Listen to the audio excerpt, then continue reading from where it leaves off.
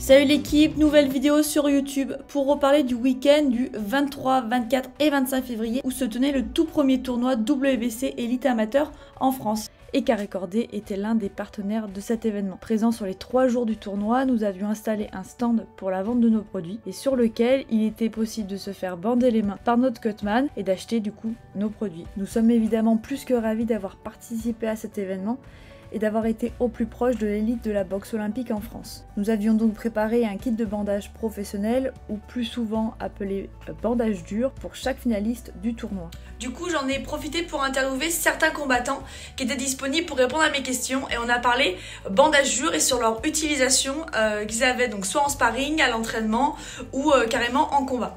Donc d'abord, un bandage dur, qu'est-ce que c'est? Un bandage dur, ça va être composé de 3 choses. Une bande de gaz qui va entourer l'intégralité de la main, une autre bande de gaz ou de swab compresse qui va faire le pack de protection juste sur la tête des métacarpes et ensuite le tout va être recouvert de tape, ça qui va faire un petit peu l'aspect dur et qui va maintenir la main, le poignet, parfois même le pouce et en fait tout ça, ça va composer le bandage dur. Il n'est pas dur en lui-même, il va pas se transformer en briques, c'est pas ça qui va te permettre de taper plus fort qu'avec des simples bandes sous gants. C'est comme l'histoire des chaussures qui courent vite, c'est pas parce que tu as acheté de nouvelles chaussures que tu vas gagner la course. Parmi les combattants que j'ai interviewés, il y avait donc des championnes de France, des champions de France, des personnes qui faisaient partie de l'équipe de France et qui font toujours actuellement partie de l'équipe de France. Donc c'est du haut niveau et ils ont pour certains réalisé des tournois à l'étranger, donc des tournois internationaux. Il y en a énormément dans la boxe amateur et ils voient qu'à l'étranger on propose et même les bandages durs, les bandages professionnels sont obligatoires. Donc je leur pose des questions, je vous laisse regarder tout ça. J'ai boxé avec des bandages durs à l'entraînement et en compétition en Allemagne sur la World Cup et de bonnes sensations, un bon maintien de poignet, vraiment des bonnes sensations à l'aise dans le gant, des bons souvenirs. Je m'entraîne avec un bandage dur que j'ai découpé et que je remets à chaque entraînement. Vraiment le bandage dur pour moi à l'entraînement c'est obligatoire. À l'entraînement oui, parce que les bandages parfois ça me fait assez mal, donc mon coach pour faire la prévention me mettait des bandages durs et les combats à l'international sont plus en bandage dur.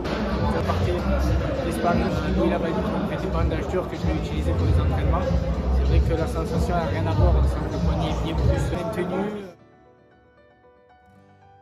Oui, ben justement, ouais, moi je serais pour la protection des boxeurs, on soit plus en sécurité. Je serais carrément pour. Et là par exemple je viens de me faire mal et je pense que si j'avais eu un bandage dur ça ne serait pas arrivé. Je pense qu'en France, la boxe amateur, on a besoin vraiment de professionnaliser. C'est plus simple, ça protège les mains, on est tous équitables. Pourquoi pas prendre beaucoup de boxeurs amateurs, malheureusement, quand j'étais carré forfait parce qu'ils se cassaient les mains. Maintenir le poignet, je conseille vraiment le bandage dur qui est vraiment fait pour sa main et pas toutes les mains. Je serais pour l'autorisation des bandages durs sur des compétitions de ce type, comme c'est fait sur certaines compétitions IBA. Donc j'espère que la boxe amateur olympique va se professionnaliser, qu'il y aura de plus en plus de bandages de ce type sur des tournois.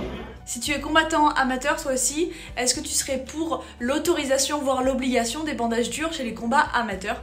Et si tu es coach ou cutman, est-ce que tu verrais un inconvénient s'il y en a ou des avantages à ce que les amateurs eux aussi aient des bandages durs? Je prends l'exemple des JO qui vont se passer donc cet été à Paris.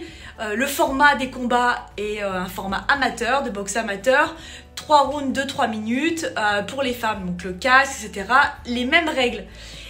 Petit changement, l'obligation des bandages durs. Alors pourquoi dans certaines compétitions comme les JO, les tournois internationaux comme les championnats d'Europe, les championnats du monde, les bandages durs sont obligatoires? Mais pourquoi on ne penserait pas à la sécurité de nos boxeurs pour des compétitions régionales, départementales, pour des coupes, des championnats de France? La sécurité des boxeurs, en fait, elle rentre en compte qu'à un certain niveau. Mais avant, on s'en fiche. Les douleurs ou même les blessures après un combat avec l'utilisation de simples bandes sous gants sont vraiment quantifiables. Et donc voilà, j'ai fait cette vidéo pour un peu mettre en lumière ce côté-là et voir en fait que la demande vient de la base qui est le boxeur et qui a envie de professionnalisme et d'évolution. Voilà, j'aimerais soulever un point et c'est quelque chose qui, je pense, est amené à changer. J'en profite pour vous parler des derniers produits qu'on a reçus donc sur notre boutique. On a des fers de 3 sortes différentes. On a aussi des compresses d'alginate, donc stop saignement. Et voilà, vous retrouvez des réductions par quantité de 10 et de 20 pour nos bandes de gaz et nos bandes de tape. Donc je vous laisse avec notre boutique www.carrécordé.fr et je vous dis à bientôt pour de nouvelles vidéos.